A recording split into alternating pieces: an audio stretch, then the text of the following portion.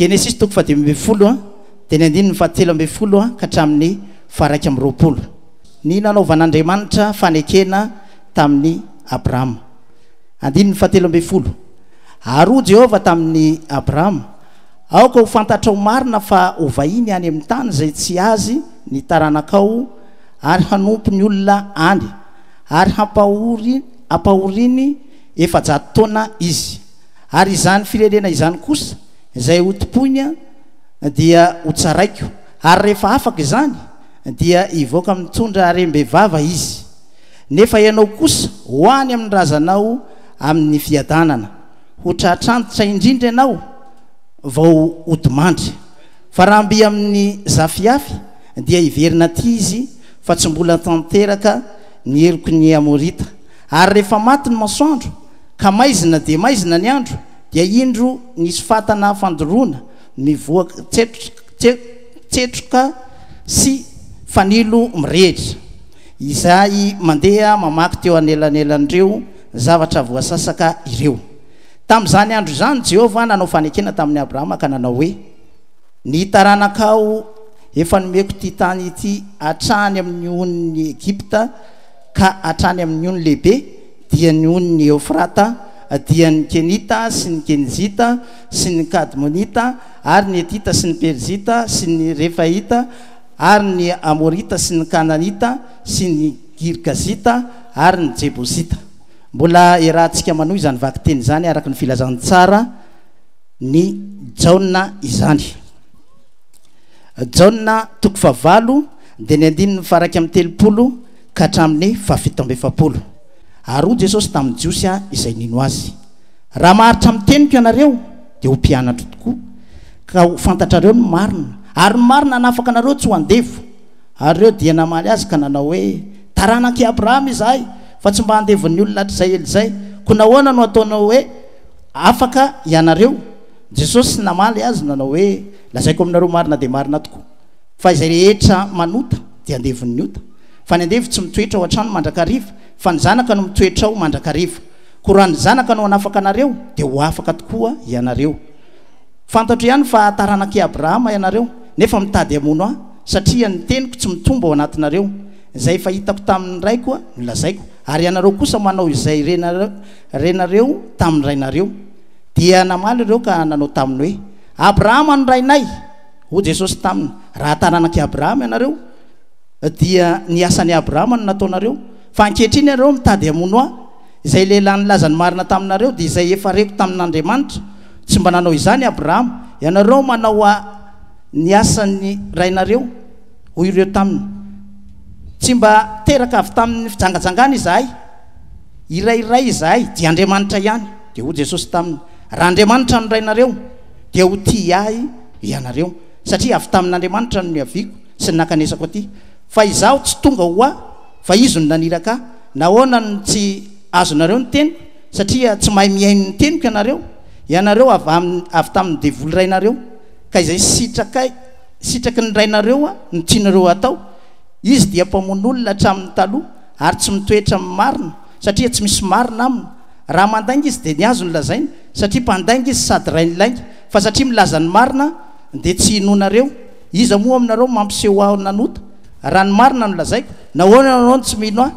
Izay avy amin'Andriamanitra dia miaino ny tenin'Andriamanitra.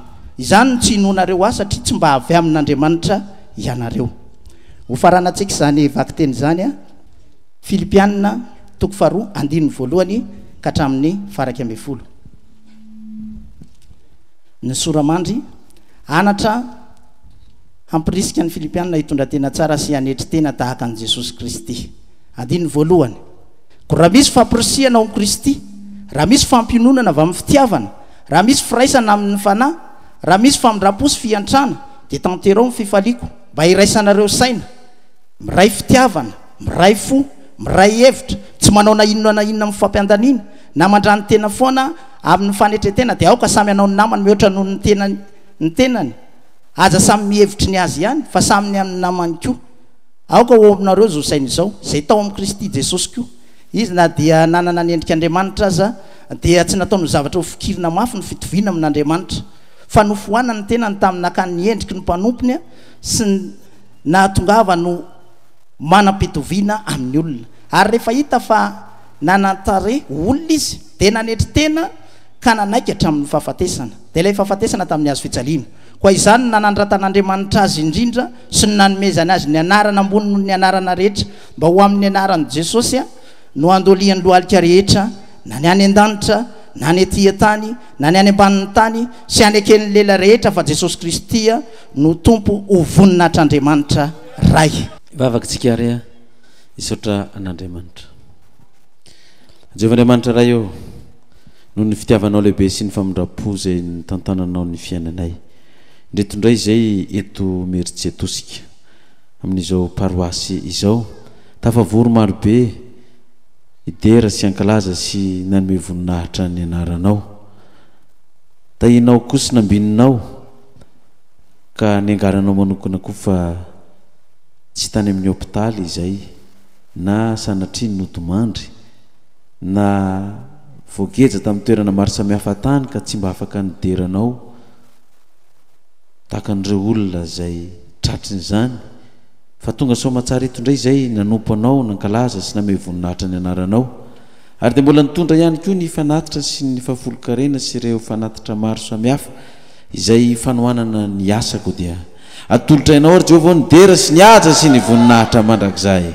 Halleloja. Misaotra raha eo satria raha tsy nambininao sy ny tahinao tokoa zay na amin'ny ara-pahasalamana, ny hery sy ny tanjaka, tahinao amin'ny lafiny arabola dia tsy nanakatolotra izay, fa araky ny baikinao moa dia mitondra izay. Koa dia raisy ho izany fanatitra izany mba ho andrakasitrana amin'ny seza fiandriananao, ka tsy verina aminao foana ny teninao raha tsy natanteraka zay nampandehananao azy, zay manao hoe voako ny varavaran'ny lanitra ka ndratsako fitahina fiainam-beampo ho anareo. Amen. Asika teny mafy ny valala tsy hanimba ny vokatra reo, ka dia avanimbony voaloboka reo zay ataonao rehetra. Amen. Ary anareo dia ataon'ny firenena rehetra hoe tany mahafinaritra sy sambatra. Koa dia raisy ho ary zany tompo mba ho voninahitra ny anaranao. Ho tahinao ny voakanao tsiraray avy zay tsy mba nanakatolotra koa, dia aperaka ampitananao ny programa rehetra eto araka ny vakitenin'ny soratra masina zay nivakiana tao Jehovah, dia mitenena ary fa mihaino indray izay. Izany vavaka izany dia mbola angatahana sy tonononay amin'ny anaran'ilay Jesosy Kristy maty ny levina nitsangana araka ny soratra masina, ho azy ny dera sy ny voninahitra mandrakizay. Halleluja. Amen.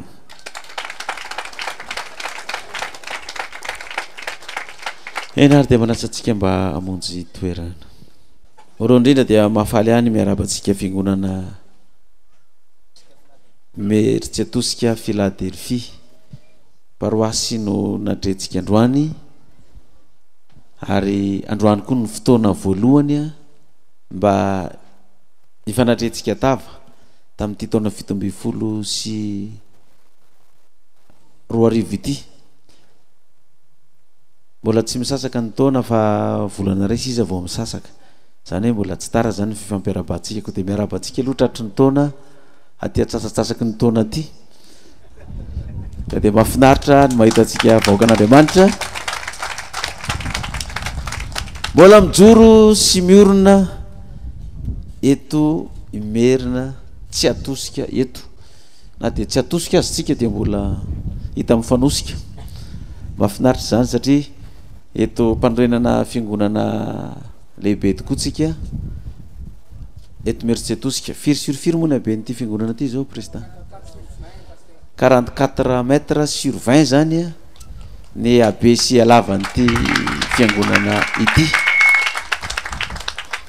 Dia manomboka mitsangana ny rindrina, efa nanome toromarika ny teknisianina ihany zany teo ny amin'ny tokony anaovana ny plasin'ny dôme, satria very andrefana ary ny route nationale. Dikan'izany ny dôme zany tokony mitodika any amin'ny route nationale mba ho hitan'ny olona mandalo any amin'ny route nationale iny hoe fa ino ry trano be ry ananiny ry, dia izy ny olona hoe raha tsy ny aboaka ve anao ohatran'io isehon'ny voninahitr'Andriamanitra. Halleluja. Ny apoka ihany reo izy mangasy fotsy, hitanareo mangasy fotsy io, dia nanome torohevitra ny toknisiany teknisiany hoe ataovy ary amin'ny plasin'ny dôme zany ny tilipitra, dia ataovinareo ato amin'ny lalana ato ny vavahady lehibe miditra ato amin'ny fiangonana zany, de ary ny dôma vavavato de tilipitra zany avy any andrefana indray zany famadika amin'ny atsika ty atsinanana zao de any zany ny dôma de sady azo ipetrahany zay tokony ipetrahana satria tanitsika ty malalaka 6700 mètres carrés zay ny haben'ity tany ty zany ngeza be zany raha 6700 mètres carrés zany de mitsotra anao anareo ary mitondram-bavaka manona anareo mba ho vita somatsara koa ty fiangonana ity vita tsy ho ela ka de manentana ny fiangonana tsiraray avy keo arak'izay fitahina sy fanambinana ny men'Andriamanitra de mba andraisantsika anjara amin'izay asa zay fa itsika eto akoriny tsy miasa rery fa miara-miasa amin'ny foibe amin'ny fandroenana ity fiangonana ity dia manarak'izay dia tsy adiny koa miaraba ny voakan'Andriamanitra rehetra ato atokantrano ato amin'izao andro efa alinalina izao raha tratrany ampisakafoanana nareo de mahazotomana mihainao an'izao toriteny zao ary maro amintsika ny dia ampiangonana no manaraka ny toriteny kio amin'ny alalan'ny CD vidéo tsy adino miaraba antsika rehetra ato ampiangonana ato koa ho anao zay ny ambony fiarakodia manaraka ny toriteny ty ambony taxi be ty na ty ambony taxi brosy de miaraba antsika rehetra tsy adino miaraba andreo fiangonatsika any Andilam-bato any ampitan-dranomasina rehetra any na ny Afrika na ty amin'ny Nosy Oceane indianina ity na ny Azia any any Eropa any any Amerika any dia misy voakan'Andriamanitra mandehandeha mieno zao toriteny miainga avy aty amintsika izao ka izay no ela fa andetsika andray niafatra indray androany eto Ameritsitosika zany mivoaka indray niafatra mandeha maneran-tany enin'andro tsika omen'Andriamanitra fotoana iasana sy tadiavana ny andro fafito itsarana zany hoe itadiavana ny fitahin'Andriamanitra indray tadiavana ny herin'Andriamanitra ny fahasoavany de mamono sabata indray tsika ary manana tombony tsika ny amin'izany fa misy zavatra nampatsiovan'Andriamanitra ihany satria efa tafiditra anatin' zany hoe taranaka Abrahama zany itsika miafatra amin'ity androany sabata ity rehefa natao batisa atao amin'ny Kristy de taranaka Abrahama ianao zany fa raha taranaka Abrahama ianao zany de misy mampiavaka ireo taranaka Abrahama ireo koa amin'ny fanompona an'Andriamanitra ny vaky tenitsika zao de nanomboka taty amin'ny Genesis toko 5:12 miresaka ny amin'ny nanaovan'Andriamanitra fanekena tamin'ny Abrahama nanao fanekena tamin'Andriamanitra tamin'ny Abrahama Andriamanitra fanontaniana mipetraka de ity mba tsara ho fantatry mbola be dabe koa ny zanakitsika mba tokony malala ny tantara na tsika ary mety tsy malala marina hoe fantatra fotsiny Abrahama fa raha nontaniana anao izy ary anarany dadany Abrahama de efa be dabe tsy mahavaly an'izay misy ny tena mety rakotsonina angamba satria tonga de be dabe tsy havaly hoe izy ny anaran'ny vadiny ny anaran'ny dadan'ny Abrahama de rehefa avy eo hoe nanambady Abrahama de izy ny vadiny Abrahama de zany rehetrarehetra zany koa mety misy tsy mahay de izy ny zanaky Abrahama de hoana zany fanekena nataon'Andriamanitra tamin'ny Abrahama izany de tsara mba hojerevantsika kely aloha zay de efa avetsika mijery ny tantara mandrapa tonga any amin'ny androny Jesosy sy am'izao andro misy atsika izao i Abrahama zany ny anaran'ny dadan'ny Abrahama na ny rain'ny Abrahama dia Tera no anarany Genesis toko 1:12 ny andininy 7:20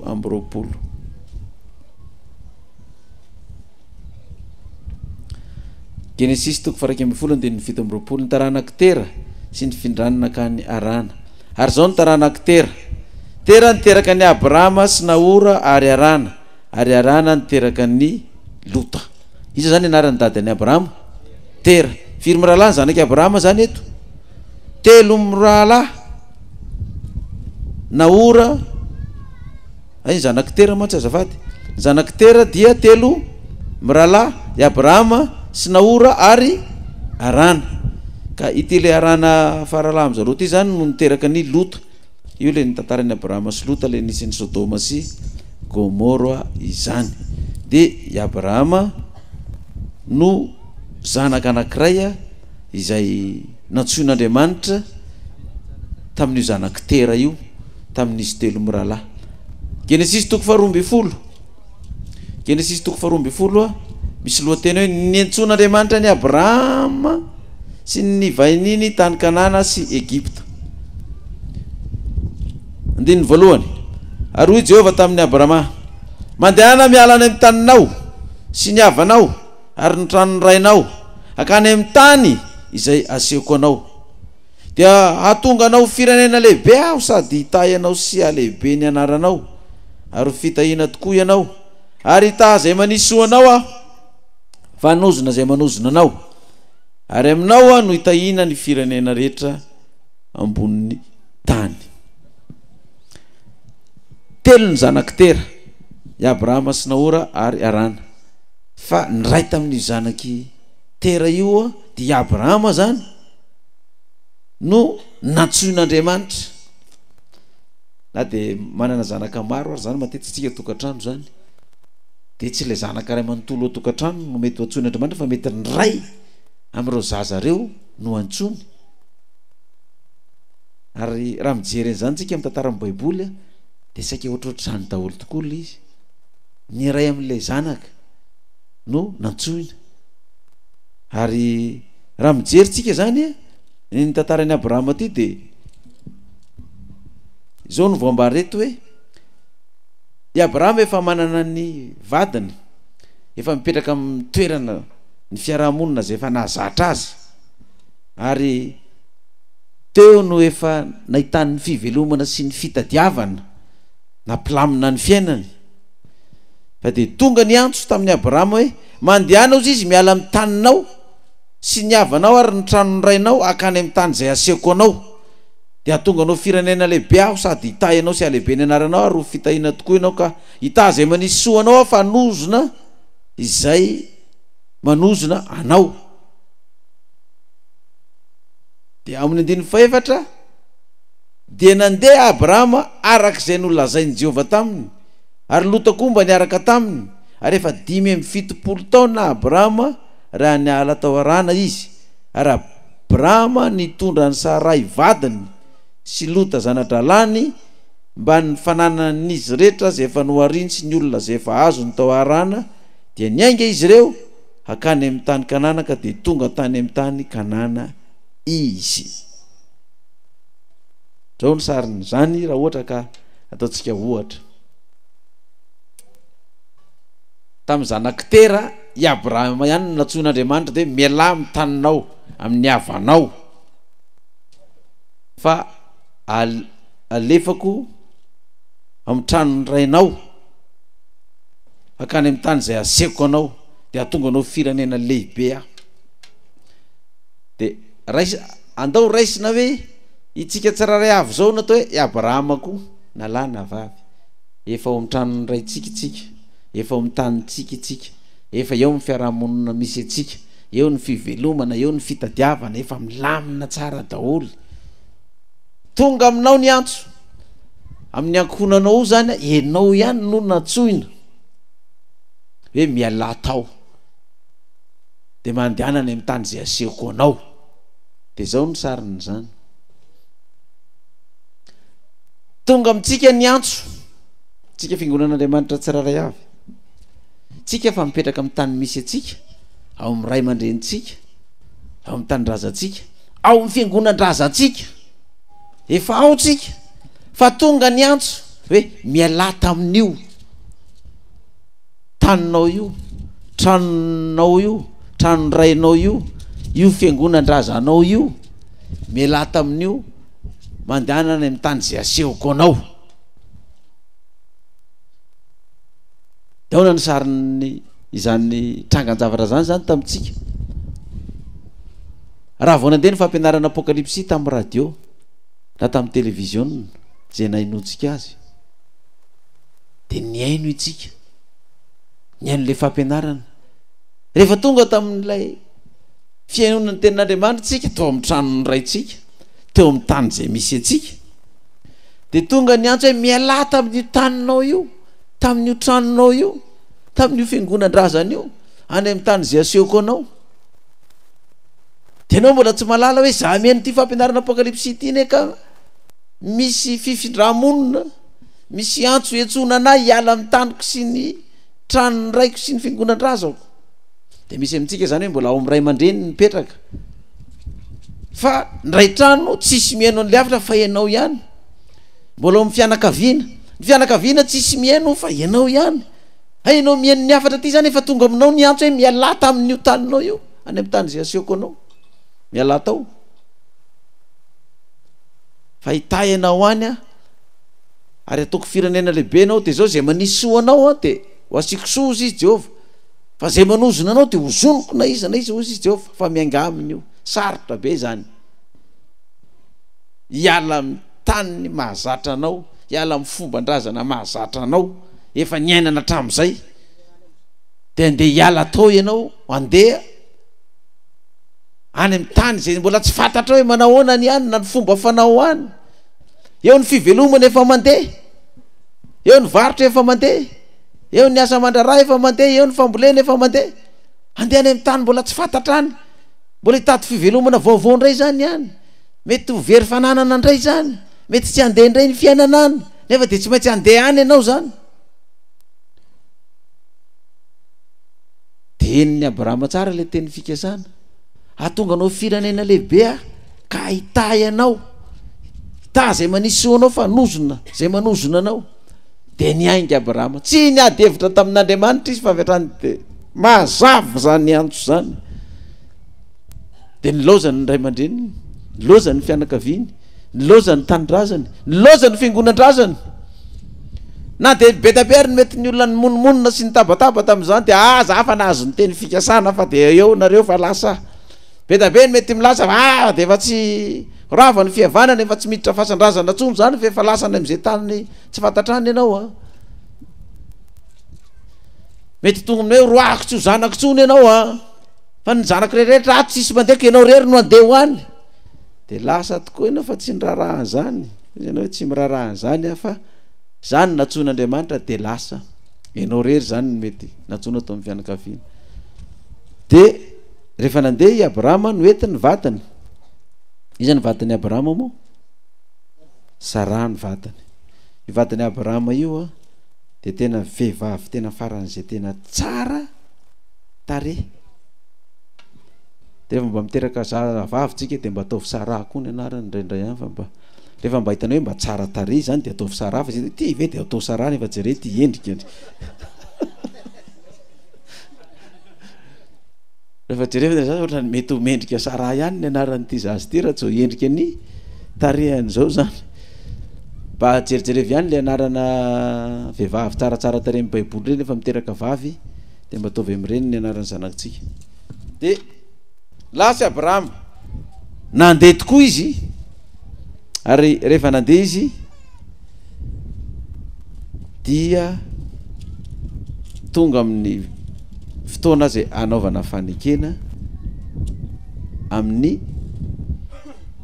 Andriamanitra, tonga tany amin'ny tany Kanana, noentiny vatany. Dia rehefa tonga tany izy dia zao ny zavatra nitranga ary Genesis 15:1 andininy voalohany.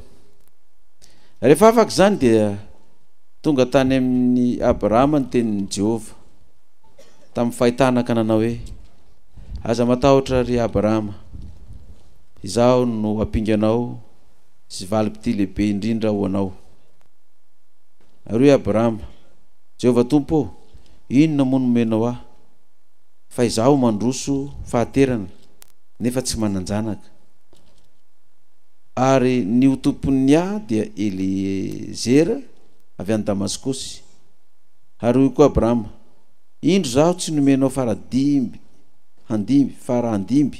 ka indro ny anankiray amin'ny ato antranoko no andova. Ary indro ny tenin'ny Jehova tonga taminy hoe tsy andova anao izany, fa zay ateraka ao dia izy no andova anao. Dia nitondra azy nivoaka tao ivelan'ilay izy ka nanao hoe jereo ange ny lanitra ka isao no kitana. Raha mahisa azy ianao dia hoy izy taminy, ho tahaka zany ny taranakao. Ary nino an'i Jehova izy ka dia nisainy ho fahamarinany izany. Nanao fanakena tamin'Andriamanitra, tamin'ny Abrahama Andriamanitra, ary izany fanakena natao izany dia ho ataoko firenena lehibe no hamariny taranakao. Gagy Abrahama hoe ahoana ary zany, za nefa tsy manan-janaka, sara vadiko na dia hoe vehivavy faran'izay tsara tarehy, dia misy zavatra mandringa ihany mitokantranonay satria tsy mahazo taranaka izay, ka dia voatery tsy maintsy ny mpanompoka ato anie zany no andova. Dia izy dia hoe tsy andovanao zany izy fa zay ateraka ao no andovanao. Jereo ary nikitanao izy ny amin'ny lanitra, isaora vao isanao, ka raha maisan'io anao fa ho tahaka nikitana amin'ny lanitra io nisan'ny taranakao. Dia nino any Jehova i Abrahama ka dia nisainy ho fahamarinany izany. Nino any Jehova i Abrahama ka nisainy fahamarinany izany. Io zany dia tokony akatsika lesona koa afatra ngezabe ny ampitaina amintsika amin'io. Tsy miteraka raha matoa problème ao tokantrano zay. Ny fiainanao nalaina tany amin'ny tany nrazanao anao, nalefa aty amin'ny tany tsy fantatra aty, tojo ny problème, tsy manataranaka. Takataka ny hoe nalaina avy any koa anao, jerevana ny fiainanao ny crise nefa anao niala tamin'ny taninao sy ny tranony rainao sy fiangonan-drazanao tany, dia efa tonga ny fandatsahana rehetrarehetra. Satria aiza zay Andriamanitra anareo, raha mahery ny Andriamanitra anareo ry Abrahama, nahazo vady tsara tarehy anao, ka manina tsy miteraka e, angatsy an'Andriamanitra mampiteraka anao. Ny fandatsahana sisa, raha mahery ny Andriamanitra anareo, ka manina tsy tahinina reo amanany problème io e, amin'ny tsy fisina rabola sy ny aretina io, latsain'ny olona zao zay ty zao tsy any aminareo any efa jere zay ty ambinina sy tahina, firy ny tranonay, firy ny arenanay, aizy nareo ty tsy manana mahantra ao fotsiny eo. Fa rehefa nanome teny fikasana Andriamanitra tamin'ny Abrahama, hoe taranakao no andovanao. Nefa amin'io fotoana io dia efa tsisy fanantenana intsony hoe hiteraka Abrahama, efa antitra izy, ny vadiny koa efa antitra i Sara vadiny. Fa rehefa ny tena Andriamanitra hoe ny taranakao amin'io vadinao dia azo taranaka be anao, dia teo amin'izay ary nitranga ny tantara. Nino an'izany Abrahama na dia amin'ny maha-olona azy azy tsy mahita vaolana ntsony izy amanana zany problème zany, dia nisaina ho fahamarinany izany. Izany hoe eo anatrehan'le problème tsika io zany, ianao zany tena tonga amin'ny fotoana hoe tena tsy mahita vaolana ntsony ianao, ary tsisy fanantenana azonao atao intsony satria taonanao efa antitra, ny vadinao efa antitra, efa mitsahajaza, inona ntsony mazo atao amin'izany. Nefa tonga ny tenan'Andriamanitra efa nomenanao hoe aza matahotra, za momba anao, aza merikerika foana fa za hitahinao, fa nisy soa zay manisy soa anao, fa hanozona zay manozona anao. Za dia milaza amintsika zay olona manisy soa atsika ity fiangonantsika ty, tsika vavaka nytao fiangonana, tena tahin'Andriamanitra daholo tokoa zay manisy soa atsika. Meo voninahitra ilay mpanjaka ny mpanjaka. Halleluja. Na iza reo olona reo, fa reo olona manozona atsika sy manompanopa atsika sy manevateva sy manivaniva atsika rehetrarehetra reo, dia mazava ihany koa ny tenin'Andriamanitra. Hanozona zay maninona anao koa ozy izy, zay manozona anao. Io na vady, io na zanaka, io na fianakaviana, io na mpiara-monina, io na mpiara-miasa, io na mpiara-mianatra, io manevateva sy ihany. Natao hoe mpiara-mivavaka dia ny sasany efa lasa, dia ny sasany mijanona, dia zay lasa ihany moa zany ny tena manozona sy manevateva. Fa tena tsy afabela reny olona reny raha ohatra ka mbola mariny Jehovah Andriamanitra io, ary raha mbola manatsofony Jehovah Andriamanitra io, fa zay mikitikitika atsika ka manozona atsika, dia tsy afabela amin'izany zany olona zany. Raha tsy hoe dia hifona amin'Andriamanitra angamba izy, dia anatony anao koa izy hifona amin'ny favoazana zay mahazo azy, dia amin'Andriamanitra mpamindra fo dia mety ho zay. Fa ninony Abrahama hoe tena na dia zao toerana misy azy ao zay tsy ahitako vaolana ntsony, zay ny lazain'i Jehovah, dia mino an'izany efa ho tonga amiko zany. Tena tokoa ny zavatra nitranga. Niteraka Abrahama sa tsy niteraka? Niteraka izy, fa mbola problème ihany koa. problème ihany ko raha niteraka izy satria raha niteraka izy de fantatritsika ny tantara fa tsy tamin'ny Sara vady no niterahany voalohany fa tamin'le Agara zay mpanompo vaviny tao ary rehefa niteraka Agara zay mpanompo vaviny tao de izy ndray no mialatsiny amin'ny fiteny hoe nidingina hoe za ndray zao ny rôle, za ndray ny patron zao fa mifamatika ny globy satria ianao zay vady teo tsy niteraka, za ndray no nanambady ny patron niteraka, dikan'izany ianao mangina manomboka am'izao fa tsy miteraka fa za niteraka. Eo de fa problème koa mitokantranon'ny Abrahama, teraka ny Ismaely Agara fa tsy nanay kosa raha azafady fa tsy anao zay mpanompo ry koa ny dingidigina ato mitokantrano ato fa de katsaka anaty lapoaly ty de zay tsy matato maninona nipitika eto androany de fantatsika ny tantara fa lavabe ny tantara fa fitigny fotsiny